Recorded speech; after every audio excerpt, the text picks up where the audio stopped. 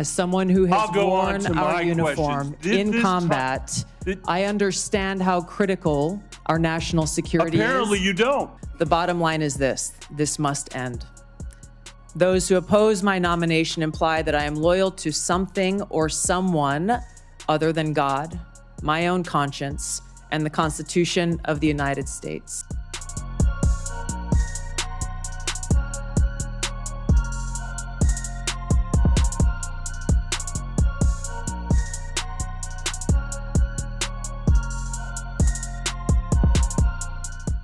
Just as I suspect that some of my Democratic colleagues might criticize Ms. Gabbard's statements and actions since she saw the light and left the Democratic Party.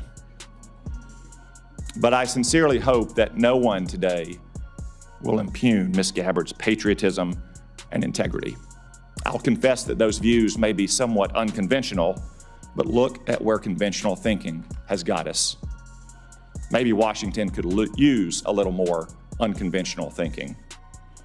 And I'm sure that the Office of the Director of National Intelligence could use more unconventional thinking. Ms. Gabbard, I submit that if confirmed, the measure of your success will largely depend on whether you can return the ODNI to its original size, scope, and mission.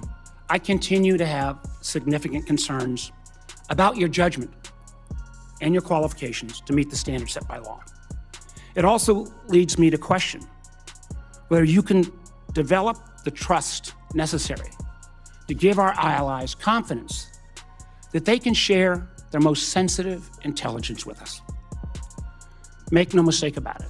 If they stop sharing that intelligence, the United States will be less safe. The bottom line is this: this must end.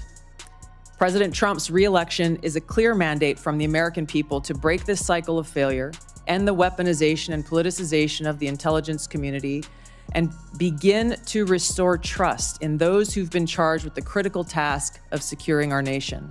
Those who oppose my nomination imply that I am loyal to something or someone other than God, my own conscience, and the Constitution of the United States.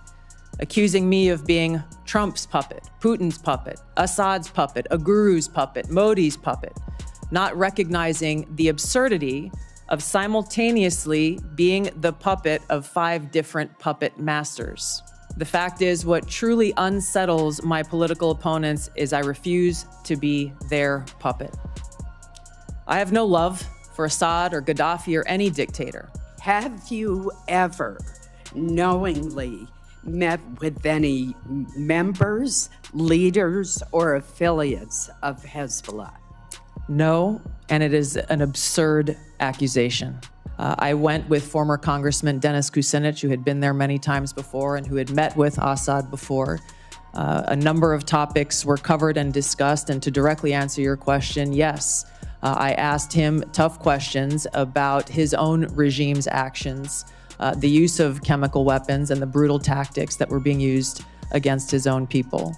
In no way does Russia get a pass in either your mind or your heart, or in any policy recommendation you would make or not make. Senator, I'm offended by the question because my sole focus, commitment, and responsibility is about our own nation, our own security, and the interests of the American people. Is Edward Snowden a traitor to the United States of America? That is not a hard question to answer when the stakes are this high.